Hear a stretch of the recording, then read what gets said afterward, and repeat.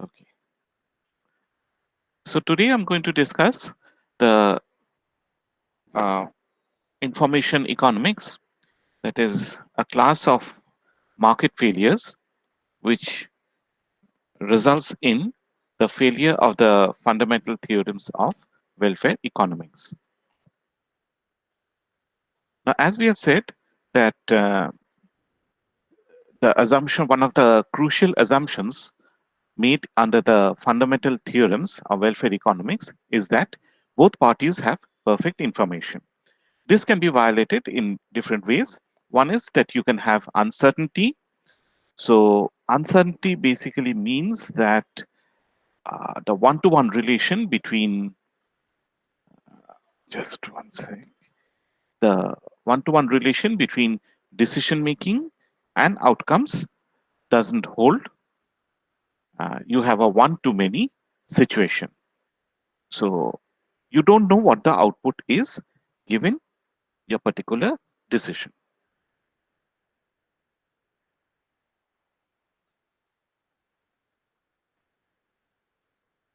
Okay. So,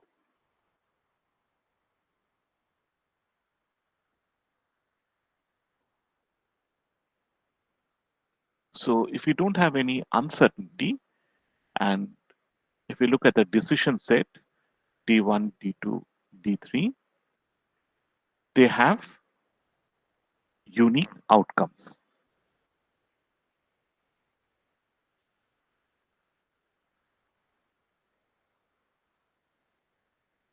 So there's a one to one mapping. But if you have uncertainty, then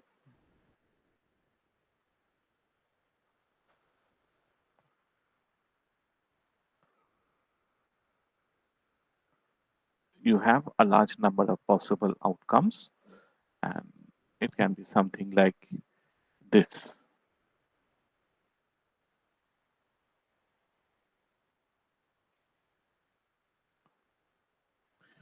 So here we have a one to many mapping. So in the in the absence of uncertainty, it's very easy to make decisions. You simply rank the outcomes and you choose the one that is best. So suppose you want to maximize and you have O1, O2, O3. So in that case, you simply choose D1. But in this case, you may have a ranking of these outcomes. Again, for instance, you have O5. So your objective is to attain O1. But the problem is that O1 can be attained by either D1 or D3. Uh, let's see. Yeah. Yeah, these two decisions. And the problem is that if you play D1, it's true that you can have O1, but for D1, you can either have O1 or O2.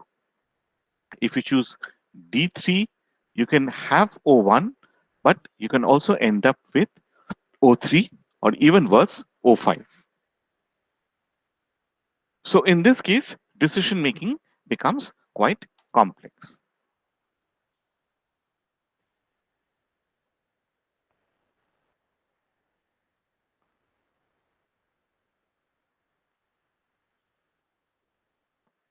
So, Yes, could you go back to that Word file?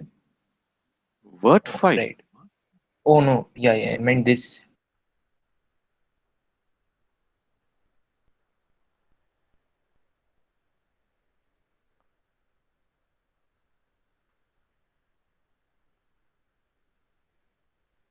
Yeah.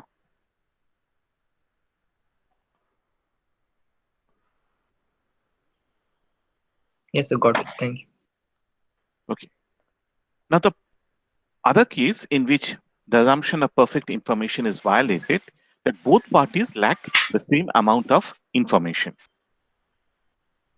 So this is a case of incomplete information, but it is not asymmetric information.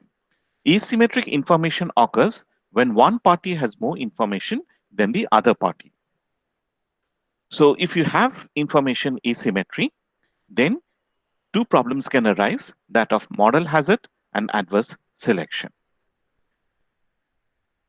As we had said before in the earlier class, that the distinction between model hazard and adverse selection is very important.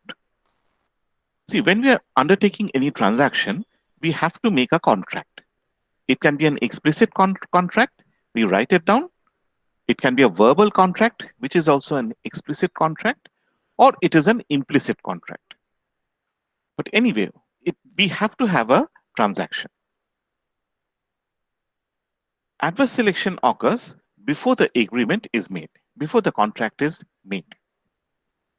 After the contract is made, then the exploitation of information asymmetry is referred to as model hazard. Now, model hazard is defined to be that an individual maximizes his own utility in such a way that other people get affected. So he maximizes, a person may maximize his profit, whatever, it may not be utility.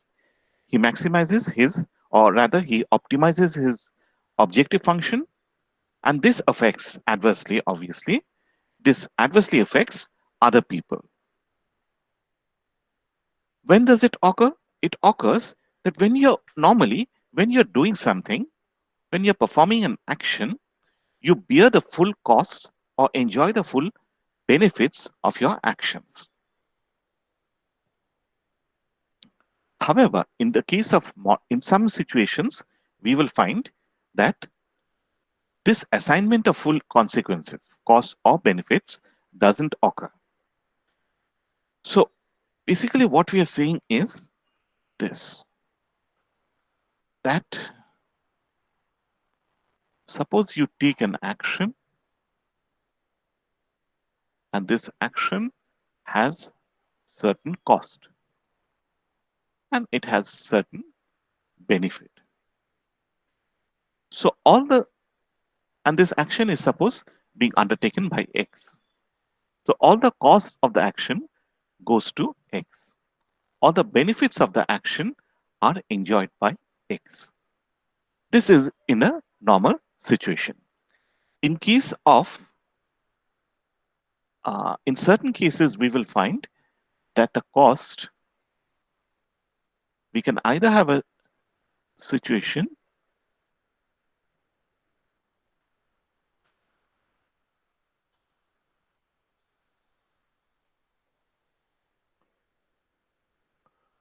when part of the cost is, uh, sorry,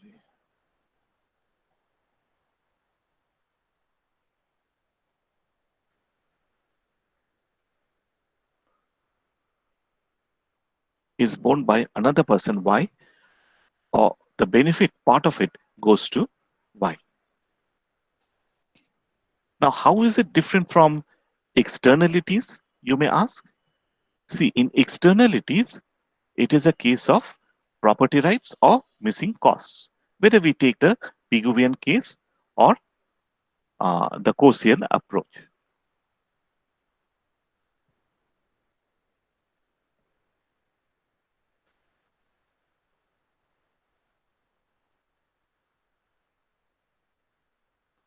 But in the case of, in this case, the problem arises because of information asymmetry.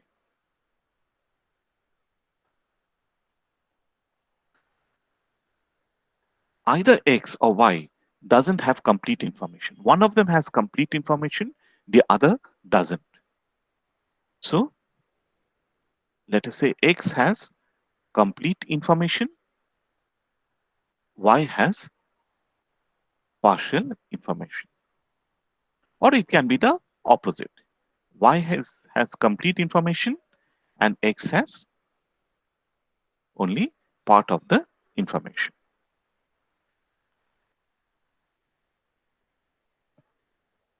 Okay. Now, this situation can arise in two cases.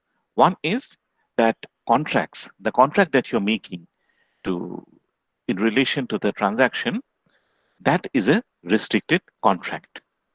See, normally we see that if you're supplying something, you the producer has to bear the entire costs of production,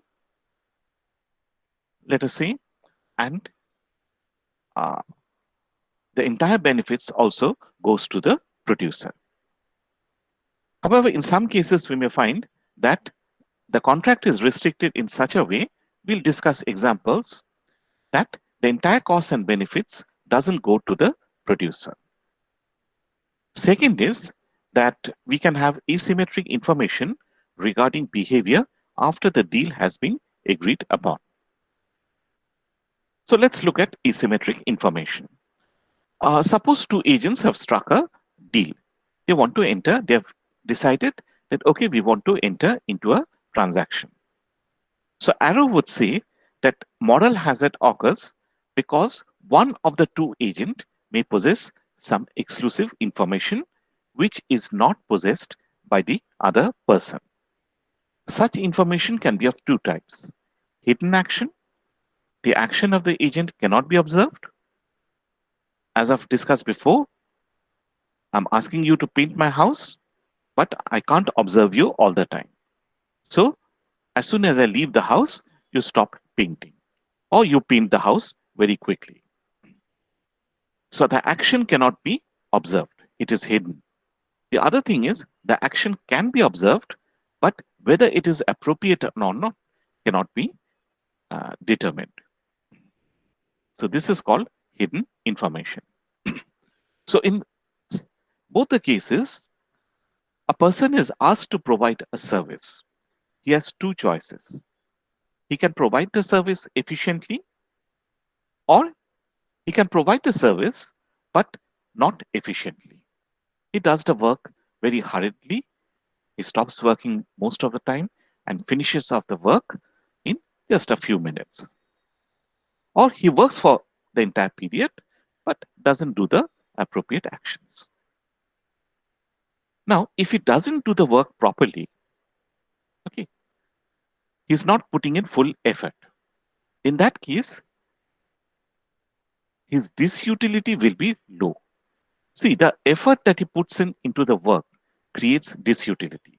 If he puts in more effort, his disutility will go up. If he puts in less effort, disutility will be low. So that means if he shirks, if he doesn't do the work properly, his disutility will be low. Now, if you can detect whether he is doing the work properly or not, complete information, then there's no problem. If he does the work properly, you give him the entire money. If he doesn't do the work properly, you withhold payment. So in that case, he will not cheat you. Now, what is called a principal agent problem arises when it is not possible for you to detect whether he's working properly or not. So, if he doesn't do the work properly, his disutility gets is low, but he gets full payment. If he does do the work properly, his disutility is high and he gets the same payment. So obviously, the incentive is to shirk and not do the work properly. This is called principal agent problem in the literature. The principal asks the agent to do something, but the agent doesn't do it properly. He is able to get away with it because his actions cannot be observed properly. He has got exclusive information. Now, the earliest statement of this was made by Adam Smith in Wealth of Nations. You can see it's a huge book. The page is 700, but even after 699 pages, he had the energy to think of something new. So what he says is that directors of companies, they are the managers of other people's money, not their own. They're managing not their own money. So if I'm the director, I'm managing not my own money, but your money.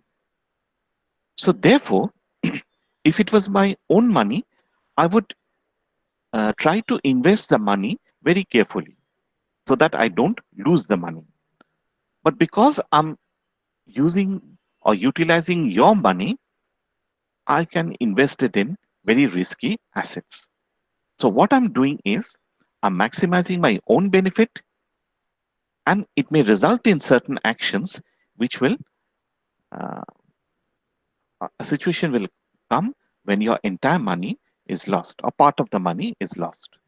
So you bear the consequences, I bear the benefits.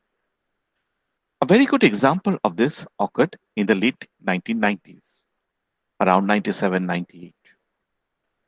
So as I've told you that we have two concepts, limited and unlimited liability. I've already explained this, so I'm not explaining this again. Okay. Now let's see how the East Asian crisis arose. Suppose we have, so we are first going into the theoretical structure. Suppose we have two assets. We have a safe asset. It's a low rate of return, 5%, but there's no uncertainty. We also have a risky asset. It has got a very high rate of return, but the probability is 0.10.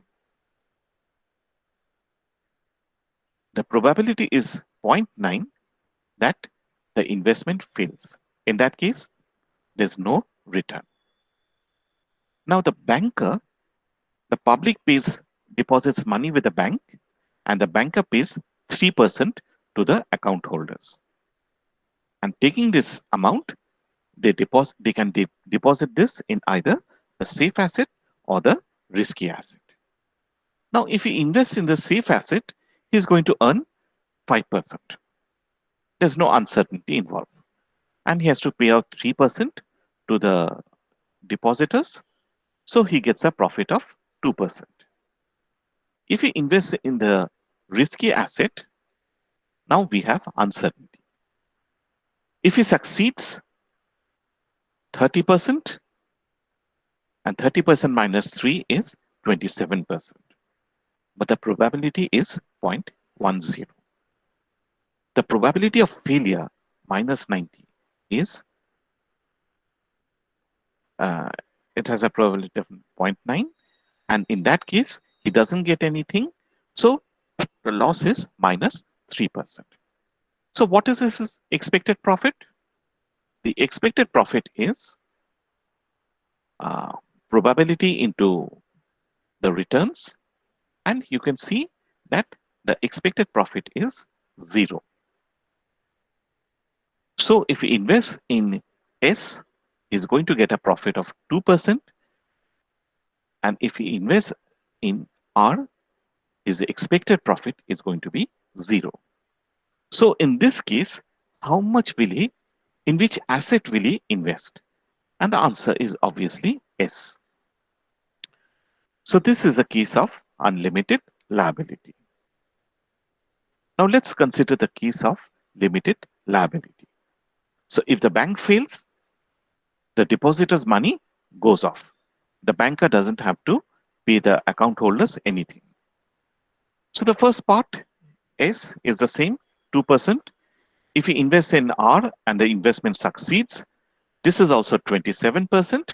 But if he fails, he does not have to pay account holders. So it is, instead of minus 3, it is 0. In this case, he gets a profit, expected profit of 2.7. So which investment is better from the bank's perspective? And the answer is R. So if it is limited liability, he's going to invest in the risky asset. The reason is, if he loses, if the investment fails, well, it's the bank account holder's money. The banker doesn't have to bear the consequences of the loss. In case of the unlimited liability situation, the banker has to bear the consequences of his action. So the expected profit is 0. And he's going to invest in S. Now, what happened is, East Asia was just as in the subprime crisis of 2008, artificial bubbles were created. See, you had two types of assets, safe and risky. You had companies with very high share prices but very poor fundamentals. They didn't even have a um, office room, no factory, no assets, no capital equipment, but the share was shooting up. The share prices were going up sharply. So this is a bubble. There's no uh, why is it a bubble? If you prick it, it's going to burst. But if the company whose price was going up had good fundamentals, it means that they had equipment, they had productive capacity, there was a market demand for such products. So these investments were safe. But this was not the situation in East Asia. You had a situation when all the companies with high share prices were poor companies. They were just shells. Now, in Malaysia, Thailand, etc., the government assured account holders that, look, if the bank fails, then we are going to repay you the money. So that means the bankers, if the investment fails, the consequences, the costs would not fall on the bankers. The consequences would not fall on the bankers. So you have a limited liability model. In this case, it meant that they could invest in the share market, they would make huge profits, 30%, 40%. And if any investment failed, well, the government was reaping the money. So, in this way, the entire investment portfolio shifted towards companies which were basically shell companies, which had nothing with them, no assets. And a huge artificial bubble was created. So, when the market was rising, it was fine. But when the share markets fell, that means you now come to the 90% chances of failure. So that means the markets are, your investments are all failing and the banks were failing. So when banks are failing, people went to the bank and they tried to withdraw the money.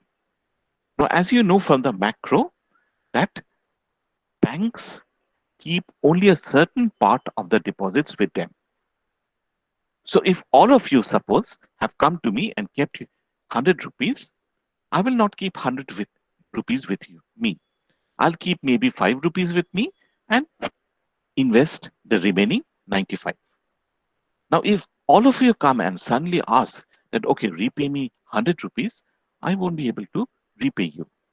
And then my bank will fail. Once this happens, then panic sets in and it spreads like a contagion. So that means you have invested in my bank and you have failed. So you feel that other banks can also fail. So SM has a bank. You go, what happens is this is called a run on banks. Every people start, all the people starts withdrawing the money. So you go to SM, all the people, all of you go to SM and say, okay, return my entire money. And SM2 is in trouble. She also has to close her banks. You go to MD's bank. And by now, everyone knows that ZH's bank has failed, SM's bank has failed. So they feel that all the banks are going to fail. It spreads, this feeling, this contagion spreads throughout the economy, and even safe banks, they start failing. And this transmits between countries through the foreign exchange. What happens is that, let us say that India is a country and all the banks in India have failed. So the foreign investors will say, okay, let us withdraw all our money from India and invest it in Thailand. So if people are withdrawing the investment, that means if it is a US investor, India has to give up all its dollars.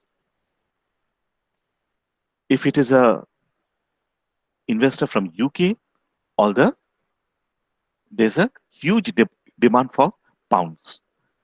So if the demand for pounds, demand for dollars, that increases, the exchange rate goes up dramatically. The Indian exchange rate starts falling. And in this way, it starts, it has an international effect and it spreads from one country to another. You take the money, you park it in another country. So what happens in India? The demand for foreign currency increases. In another country, the supply of foreign currency increases, and the, there's a huge disorder in the banking and financial systems. So as a result of this, what happened was Malaysia, Thailand, these countries were investing in bubbles, and once it failed in one country, it spread across entire East Asia. South Korea, Hong Kong, all the countries failed.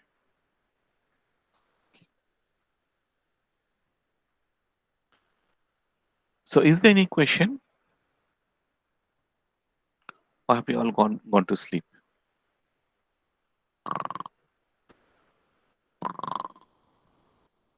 Can I hear snoring?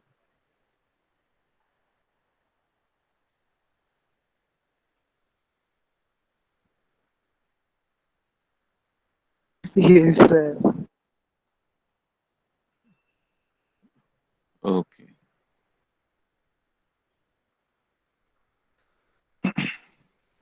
Now, there are other possibilities, possible ways in which um, moral hazard may be uh, manifested. One example is group production. Um, I mean, this is something that I'm sure that you will understand. Suppose we ask all of you to submit group projects. So we divide the class into groups of 4 or 5 people and say that, okay, each of you have to submit write up. See, what can happen is that one person in the group, see, we can't go and observe what all the people are doing. So what can happen is that one person in the group may not work properly. Okay. Now, if I could monitor you, it would be easy. The problem is we can't monitor you easily. Okay. So what happens is one person doesn't do the work properly, the entire group is penalized. In that case, this can also have a contagion effect. The entire group may stop working. Uh, so I'll show you a video of how this can be solved. So this is uh, not my video, obviously, but it is an excerpt from the film Modern Times.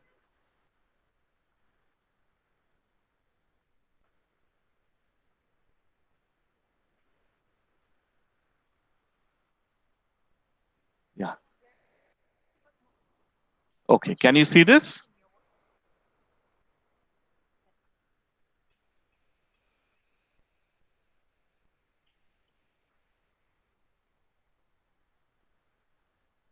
Yes, sir.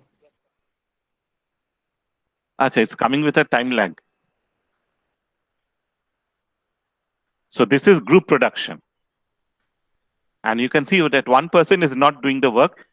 Well, it's not deliberate, but he's not doing the work properly.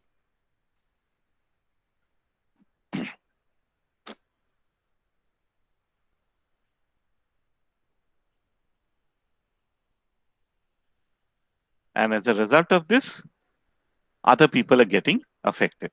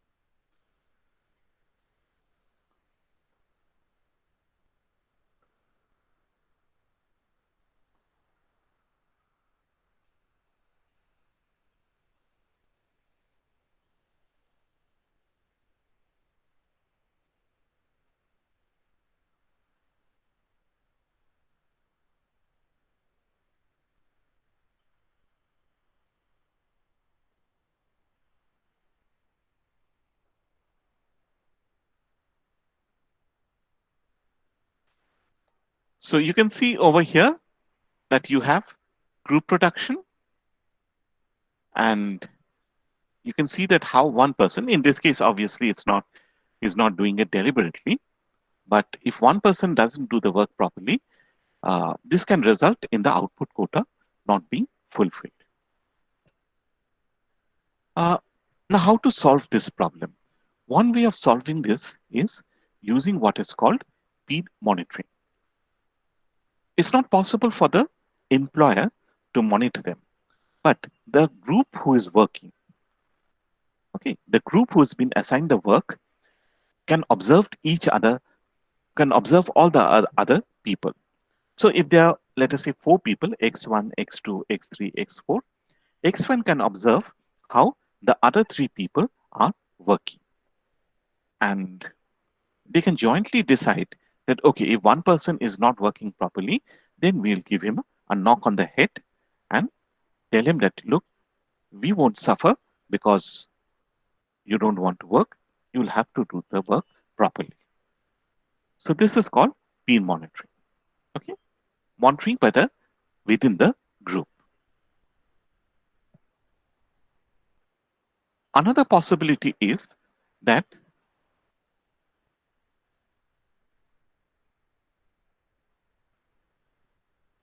I thought it was YouTube coming to catch me for violating the copyright rules. Anyway, so the quality of the product cannot be ascertained. So in the earlier case, it was an output quota. You were told to produce, let us say, 1,000 units, and you produce only 800 units.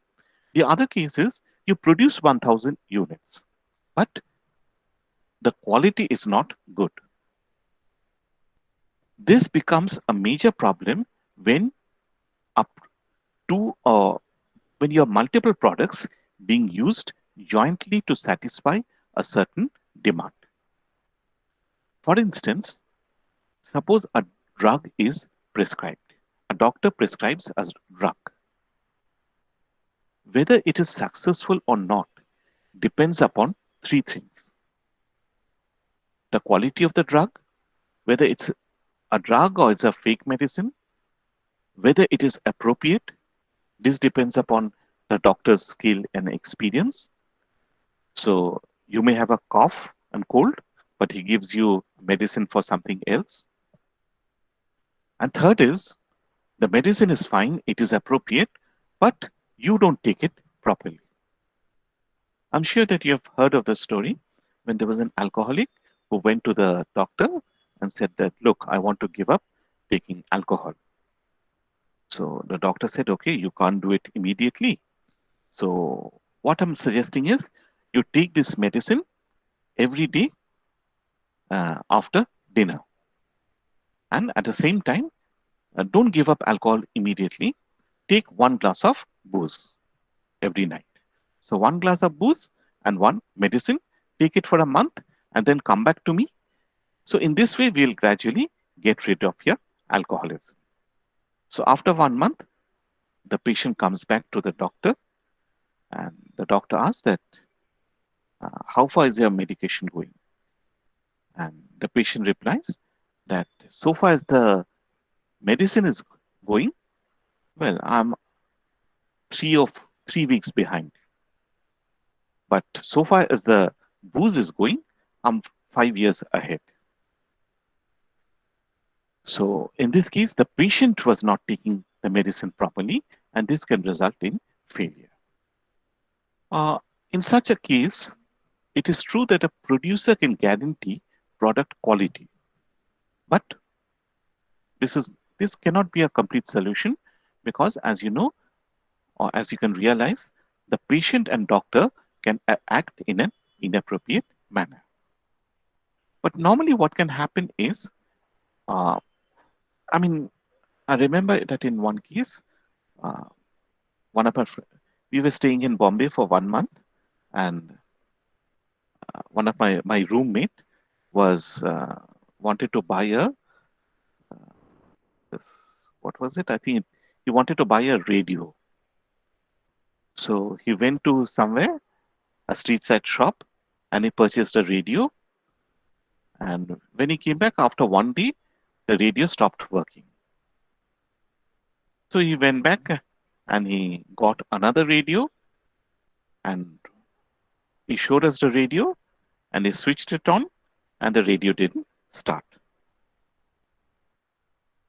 So the problem over here is that product quality.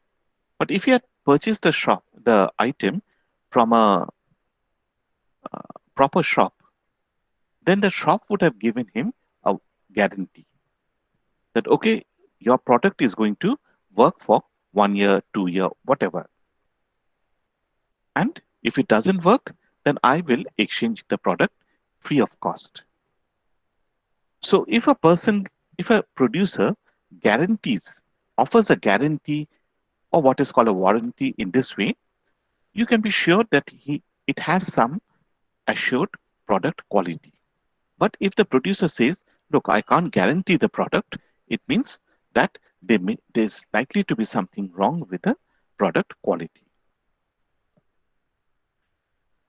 The third case is asset specificity. This is a very important case which was pointed out or identified by Williamson, O.E. Williamson, who got the Nobel Prize in 2009 for his work on this aspect.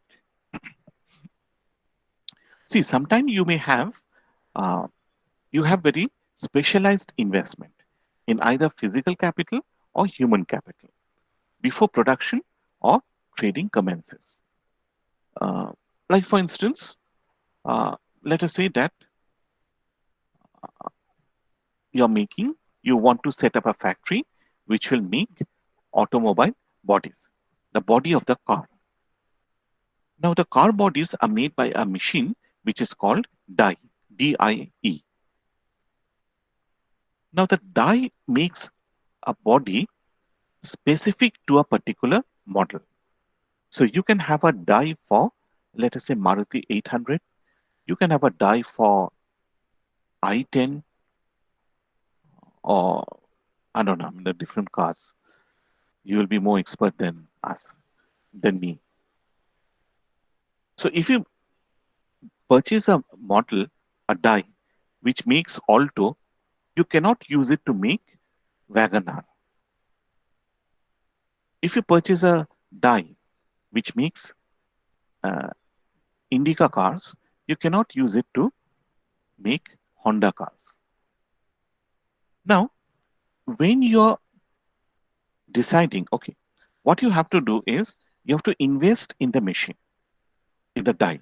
Once you invest in the machine, you can't say that, okay, I don't want to uh, supply cars to Maruti. I want to supply cars to Tata.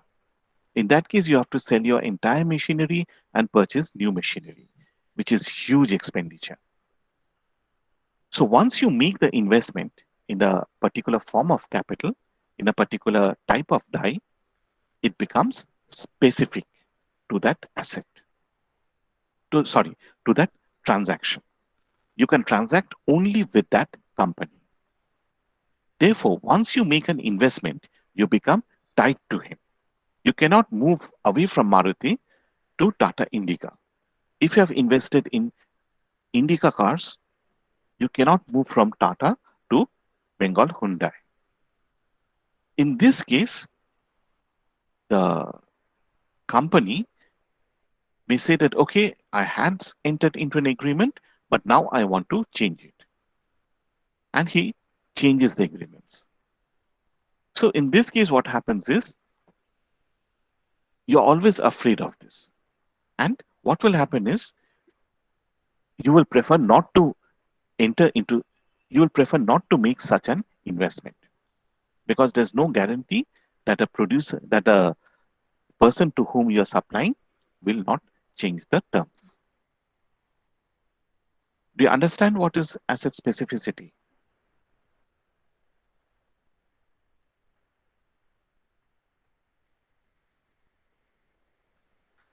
Okay.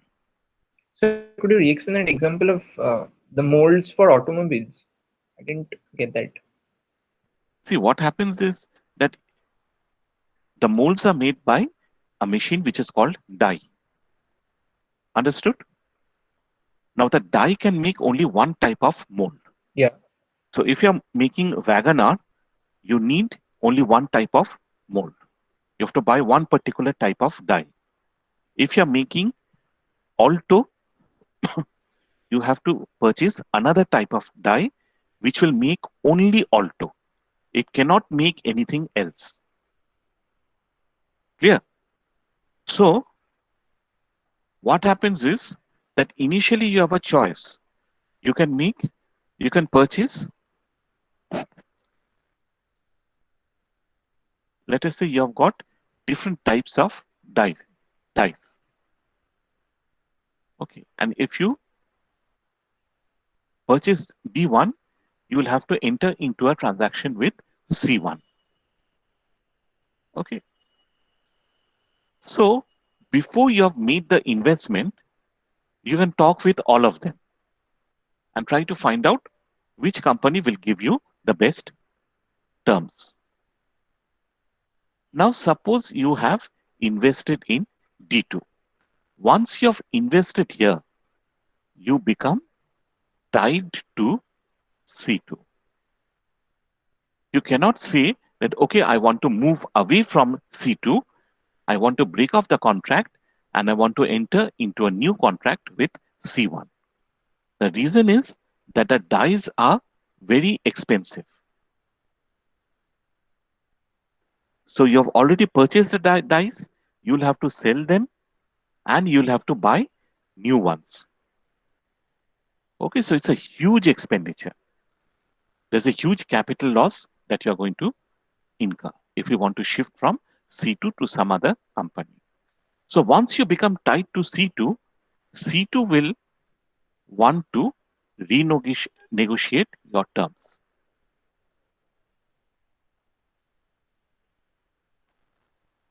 Okay, so what happens is, suppose they said that, okay, I'm going to pay you 100 rupees per car. He says 200, he says 180, 170. Once you make the agreement, C2 says, look, I'm sorry, but I will pay you only 160 per car. So you could have been better off with either of these companies, but you're stuck with C2.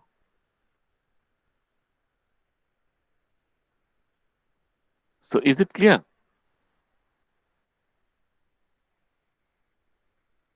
Yes, sir. So this problem is called asset specificity. The asset is specific to a particular transaction. You cannot use it in any other transaction. So in this case, you know that there's a possibility like this. So what will you do? How can you protect yourself? You will simply say, I'm not going to enter into this business at all. Right? Because if you go and enter over here, C3 will also say, no, not 80, not 180, but 160. C4 can also say, look, not 170, I'll pay you 150.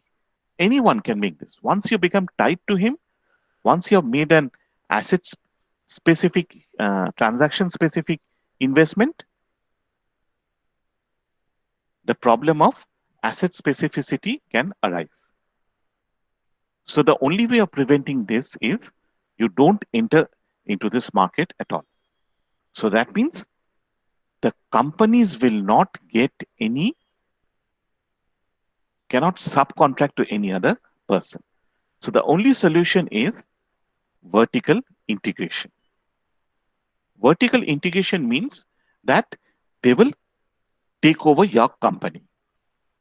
So if they take over your company, now you're getting simply wages. You become an employee of that company. Okay. So C2 takes up a company which has D2 types of dice.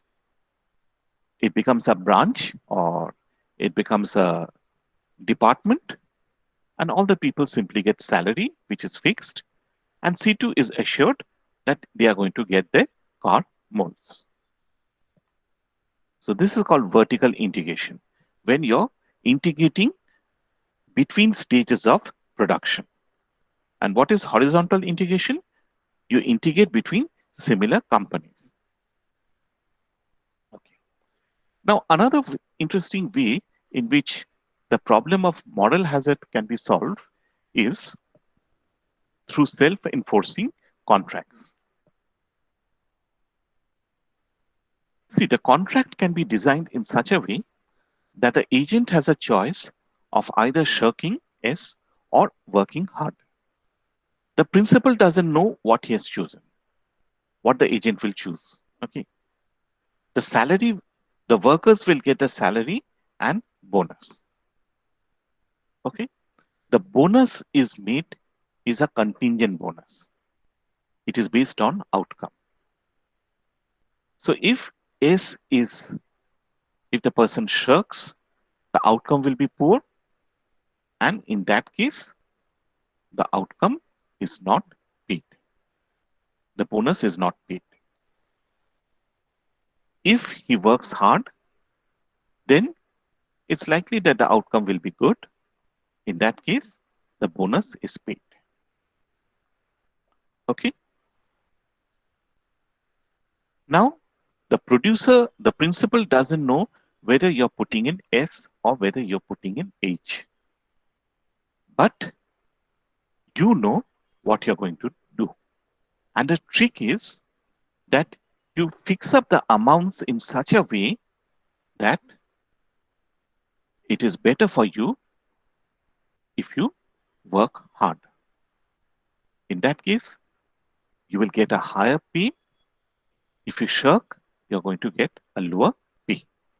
So in that case, the agent has full freedom to either work hard or not work hard. But if he's an optimizing agent, then the contract is designed in such a way that working hard will get him higher uh, payoff. And if he doesn't work hard, his payoff is going to get reduced. So the contract has to be designed in two ways. There are two issues over here. Firstly, that the agent has another choice. He can decide not to enter into the contract. So the first aspect of the contract is the contract must be designed in such a way that he will accept the contract. Then the contract must be designed in such a way that if he shirks, his payoff will be less than the payoff if he works hard. Okay, so that means it is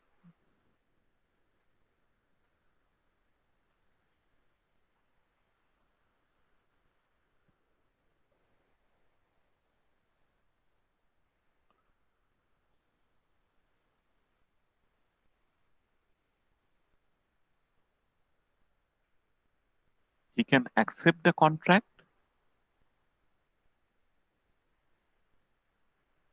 or he can continue doing what he was doing.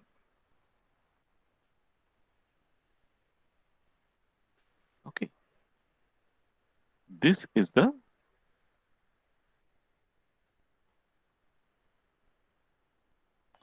participation constraint. So let us see that he is getting 10. In that case, the contract must be designed in such a way that he gets 10 plus. That is assured. So in that case, he will accept the contract, and now comes the incentive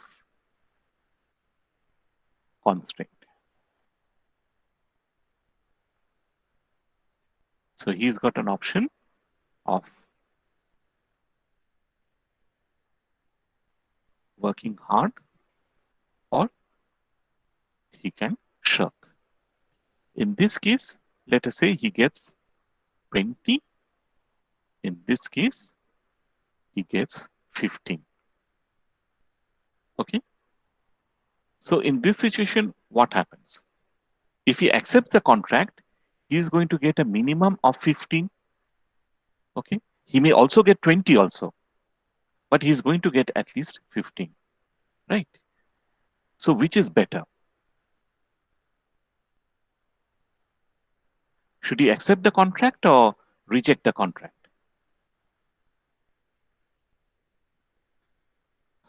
Okay. Accept the contract.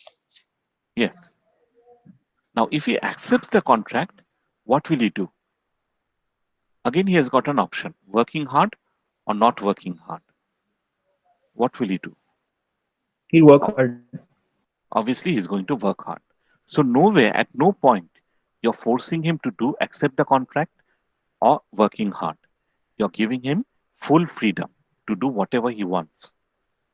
But the contract is designed in such a way that he's going to work, one, and once he accepts the contract, he's going to work hard.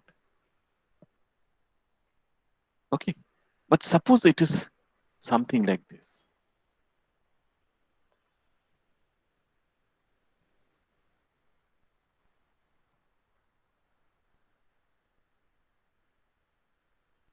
So if he doesn't accept, it is still 10.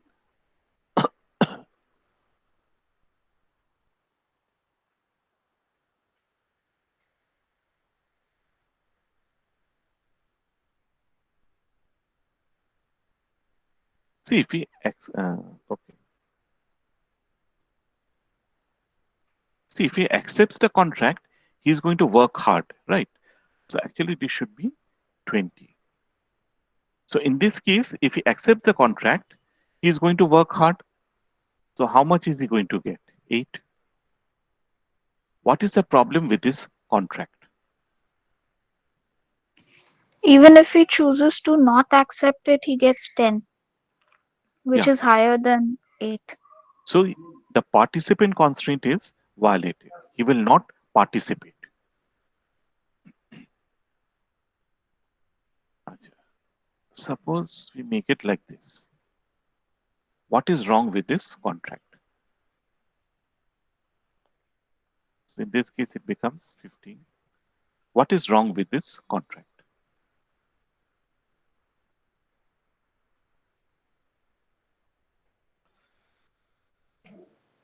Here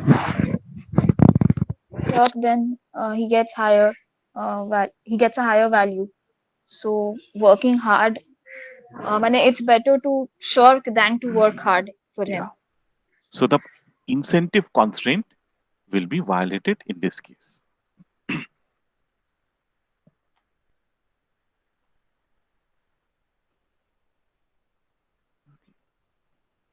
So the incentive constraint says that if he accepts the contract,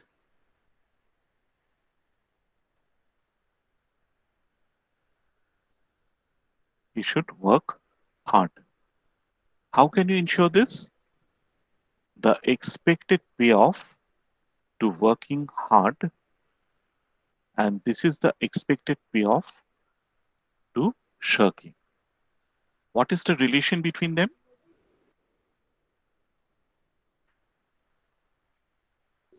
The expected payoff for working hard should be higher Yeah, than that of shirking. yeah, or we can say equal to. Okay. See, what we normally do is we set it equal to and solve for the conditions. That is why we need the equality conditions. And we assume that because you're indifferent, you're going to work hard. Acha. Can you define the participation constraint?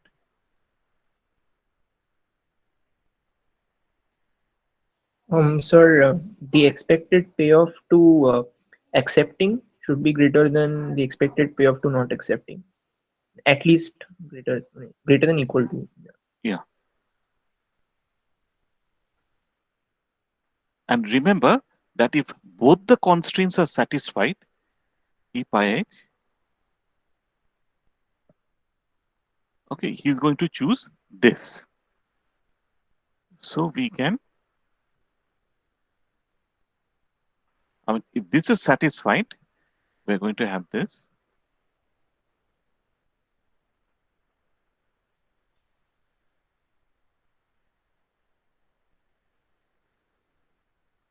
We can restate it in this way.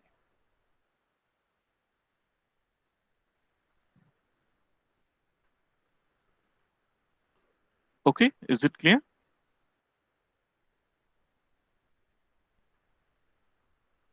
Sir, Hmm. so that last form is to ensure that he not just accepts the constraint but also works hard, right? না না মানে এটা যদি তোমার হয়, if this is satisfied, Oh, আচ্ছা then আচ্ছা। accepting the contract, if he accepts the contract, he's only going to work hard, right? Right, right. So this, he's not going to look into this part. He's going to compare this and this. ও এই অপশনটা তো নেবেই না, সেই কারণে এইটার সঙ্গে এইটা compare করবে না। He's going to compare between this and this.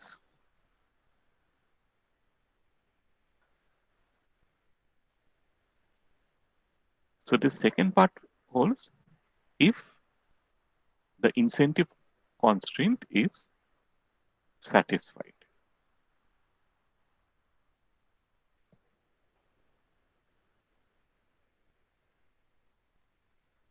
Okay, although you have an option like this, it's not an option which you're going to exercise.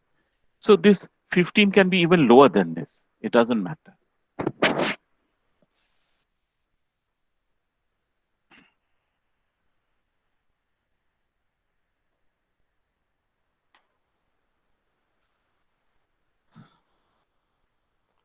Okay.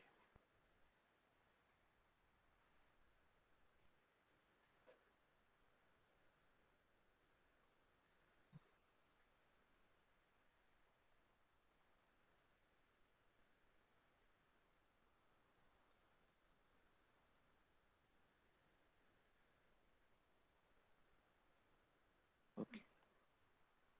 Now, when we come to adverse selection, this occurs when, or this occurs before the contract is made. Okay. Now, generally, when adverse selection occurs, then uh, two things may be, two problems may emerge. One is that you may decide not to trade at all, or the volume of trade may be affected. Now, again, the reason for adverse selection is that asymmetric information, which can be again of two types: hidden information, hidden action. So in this part, it's the same as moral hazard. So the causes of moral hazard and adverse selection are the same. Adverse selection affects the decision to contract or trade. Okay. So whether we should contract or trade at all, or what is the volume of trade. There are two parts. Moral hazard occurs after the contract is made. Okay. Okay. So I've given an example which I've discussed before. I'm not going to go into it.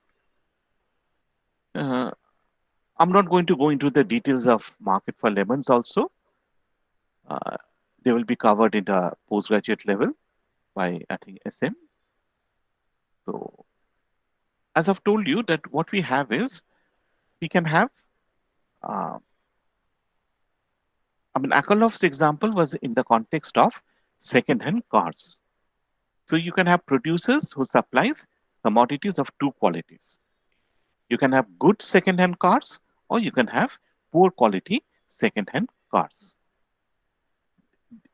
So these poor quality second-hand cars are known as lemons.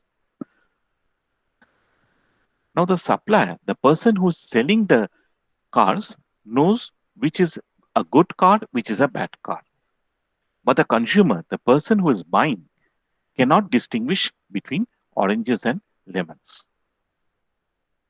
What happens over here is Akerlof showed that over time the volume of trade will start declining.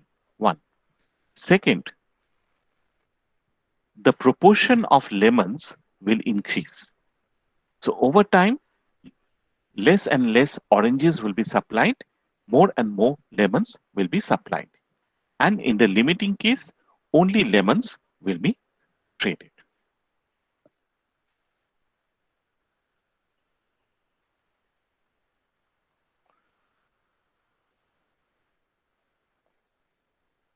Okay. Now, an example, a very easy example is the case of an insurance company. So the company doesn't know the health of the policyholder. It is the consumer who has the advantage. So in the earlier case, it was the producer who had the exclusive information. Here it is the consumer who has the exclusive information. Okay. Now let us suppose that we have uh, policyholders can be divided into two types.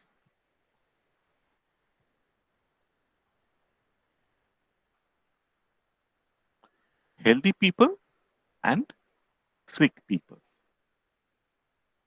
And let us assume that they are equal in proportion. See, the healthy people will not fall ill, but the sick people, or let us say that the chances of the healthy people falling ill is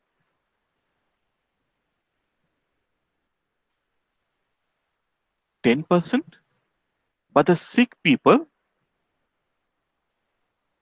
will fall ill during a particular year.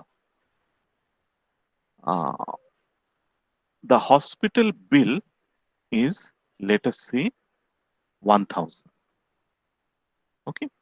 And let us assume that we have got 100 people. So the community comprises of 100 people, 50 of them are healthy, 50 of them are sick. The probability of the healthy people falling ill is 10%. If they fall ill, they have to pay 1000 as medical bills. The sick people will always fall ill and the medical bill is the same. Okay, so now they go to a policy insurance company. And we assume for simplicity that the insurance company doesn't want any profit. If you want, you can incorporate profit. It will just complicate matters slightly. Not even that much, but just so we are assuming it to be 0. Okay. So let us suppose that 50 people fall ill. The problem is to determine the premium. What should be the premium? Now, if you know, if when a person comes to you, you know that this person is healthy and this person is sick, you can make a calculation. So you have got perfect information and you can distinguish between H and S.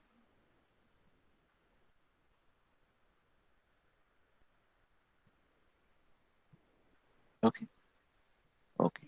So let us say H. You have got 50 people who are paying a premium of P.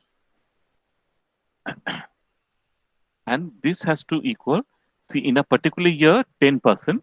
That is 5 people will fall ill and each of them will have a medical expense of 1000. So the company has to pay these 5 people 1000 rupees. So what is the premium? This is for healthy people.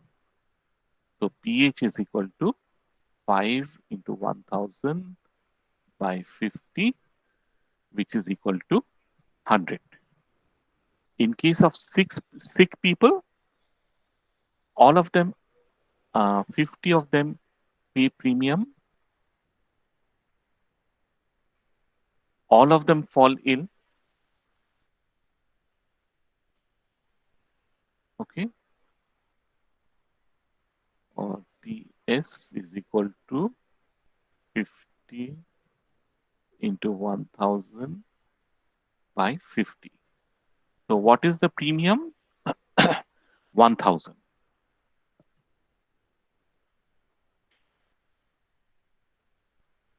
Is it clear? Sir, could you explain the calculation for healthy people again? So it's 5 people of those 50 healthy people Yeah, falling ill. 10%. 10%. Right. So 5 people fall ill. Their medical bill is 1000. And see, under medical insurance, whatever your medical bill is has to be paid by the company. So this is the cost of the company, and this is the revenue. Right. That you're storing up a portion of the cost that will be incurred in the future. That's the premium. Yeah, they know at the end of the year they have to pay this amount, 5 into 1000.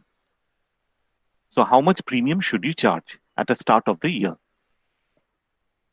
So on 1st January, they have to pay, all the peoples will pay PH, some of them will fall ill, and they will get back 1000 rupees. Okay, so this calculation is clear. You have to pay a premium of 100 rupees. In case of six sick people, again it's 50, but more people now fall ill. That is why the premium is higher. Okay,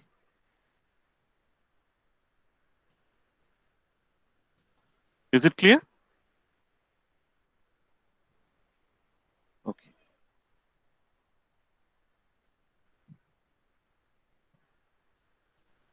Now suppose you have asymmetric information. So the consumer knows whether he's healthy or sick, but the insurance company cannot distinguish between H and S. So if he cannot distinguish between H and S, what will he do? Can he charge the same different premium? He can't. So he charges the same premium. Okay. So what is the same premium? You have got 100 people and the premium is same P. Now, what is the amount that you have to pay? 5 into 1000. He knows these ratios. And this is 50,000. So P is equal to,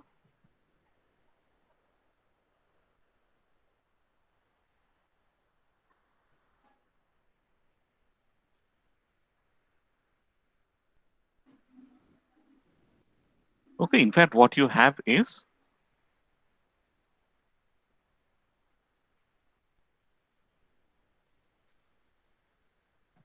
right? So what is happening is the sick people are able to transfer part of the premium to the healthy people. These healthy people are paying not only their own premium, which should have been 100, but also part of the premium of the sick people. Right. Now, will they be happy with this situation if the premium goes up like this? The sick people will be very happy. Instead of 1000, they are paying 550. But what will happen to the healthy people?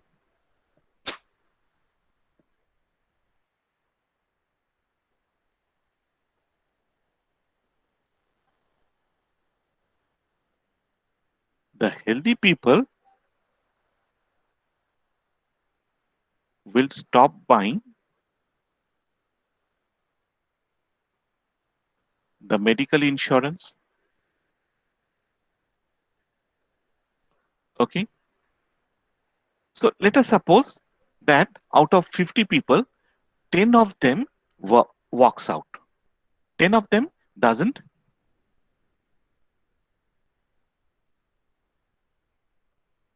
10 people leave the insurance market. So now how many people are there? 90 people. So what is your premium? 90p. What is the amount that the insurance company has to pay as compensation? Will this part change?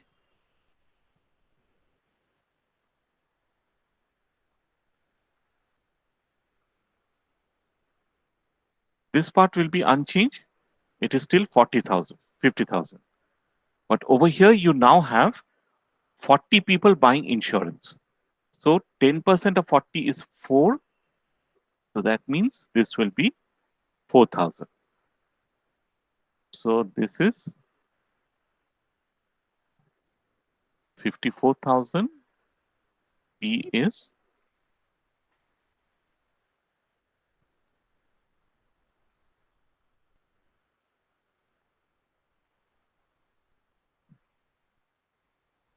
'let's call this P1.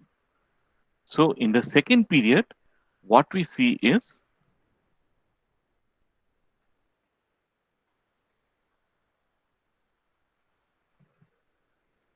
the premium is going up. As the healthy people are leaving the market, discouraged by the high premiums, the premium increases over time. So if you consider the third year, what will happen?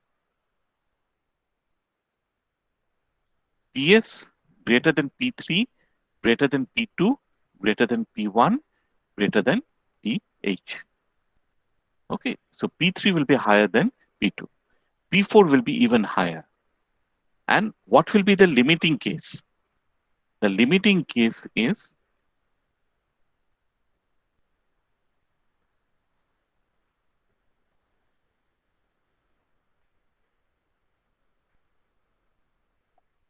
this is the limiting case. All H people leave the insurance market. You only have the lemons, those people who are sick.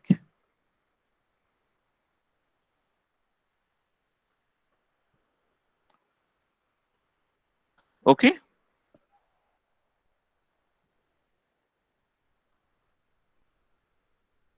so I made the calculations using some different rates.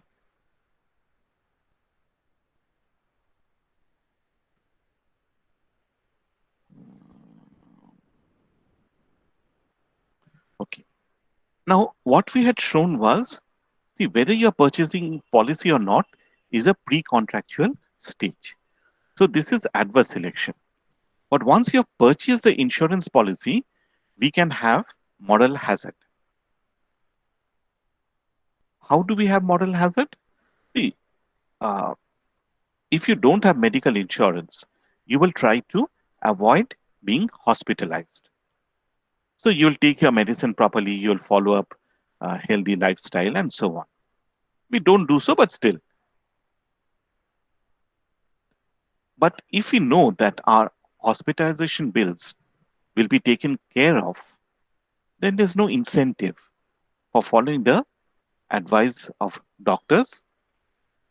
What we will do is, even if we have minor illnesses, we'll go for treatment, we'll not take the medicine properly.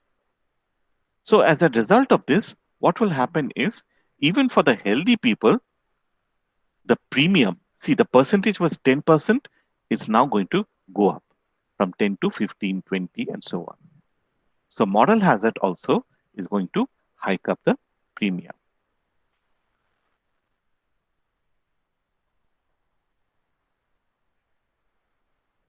So, one possible solution is that we can signal quality. Again, quality can be signaled by offering guarantee or warranty in some form. This is particularly important in the labor market when we do not know whether the worker is productive or not. So One way of signaling is what is called cheap talk. See, when you're going for placement, I mean, I don't think you had the opportunity, but when the placement companies come to presidency, uh, they come early in the morning and they start taking uh, a very long recruitment process. They call the people and all the students who want to apply, and they have a first round screening. In fact, they have a first round screening before. They ask for the CVs and they select some of the students. Then they take a general test. This is the second round screening. Then in the final round, they have an interview and selects the candidate. Now, this has a cost. Now, suppose the company, the employer, doesn't have time to either test or verify references. See, if you're already employed, then you can go and ask the employer that is he a good worker or not. So Farrell and Robin showed that if you don't have this time to test or verify references, you can rely on cheap talk. That is the only information that you have. The agent makes a claim which cannot be substantiated. So the prospective employer asks you that, look, Arathri, are you a good worker or not? And you have to say whether you are a good worker or not. Your claim cannot be verified. And the question is, will you tell the truth or not? Now, suppose after your internship, you're offered a choice between two assignments. You'll be posted either in Arctic or in Antarctica. The Arctic assignment is less demanding and the Antarctica assignment is more demanding. See, the climate is the same in both places, but the work that you do is mechanical in Arctic. In Antarctica, you have to use your brains. Okay. And then, so if you go to Antarctic, unless you're a skilled worker, you're not going to do the work properly. Okay. Now, the employer asks you, are you a good worker or bad worker? And he will accept your claim. So, will you tell the truth or not? See, your ability can be either high or low, and the assignment can be demanding or undemanding. If you have a high assignment, if your ability is high, then you will say that, okay, I'm very, just one second, please. Then you will say that, look, suppose you are telling the truth, there's a green part. In that case, you accept the demanding job and you get a lot of job satisfaction. You can use your brains. So your payoff is 3. On the other hand, if you're a high productive worker and you go to accept the undemanding post, well, you're not going to be very happy. You have to sit and just enter data. So you're going to be very unhappy and your payment is 1. Now, suppose your payoff, you're low productive worker. If you accept the demanding worker, if you say that, okay, I'm a productive worker, so you'll be assigned to the demanding job. You won't be able to do the work properly. So you'll be unhappy and you'll get a payoff of 1. But if you're given a mechanical assignment, that's okay with you. So your payoff will be higher, 2. Okay. So what will a high productive worker, if you, now let us suppose that he lies. So if he is high productive, so if he's telling the truth, um, okay, just 1 minute.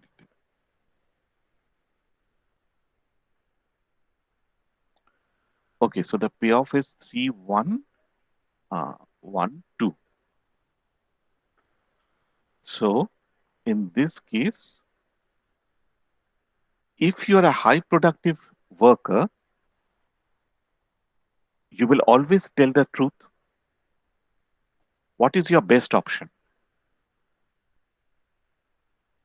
You will always tell the truth.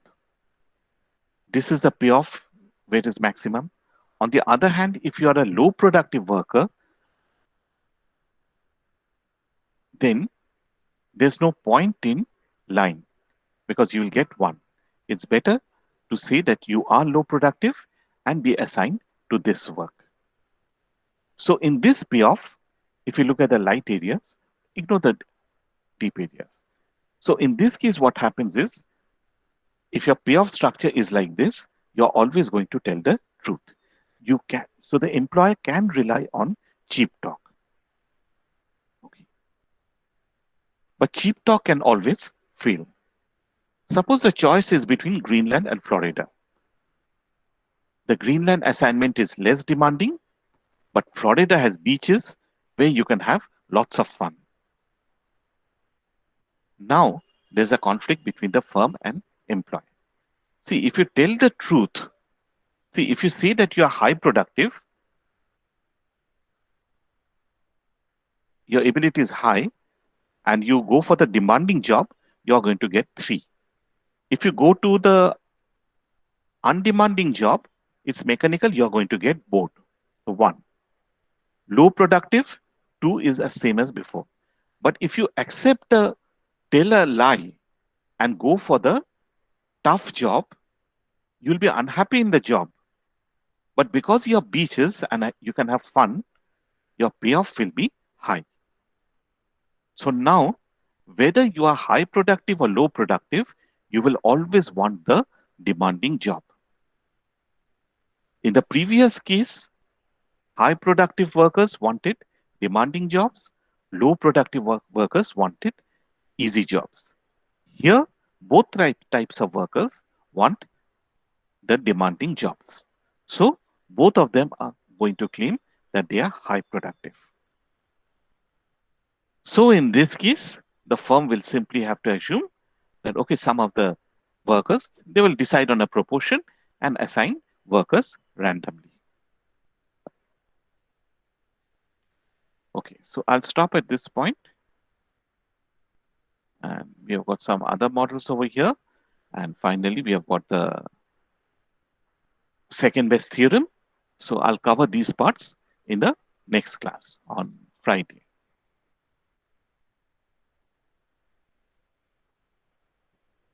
So, okay, any questions?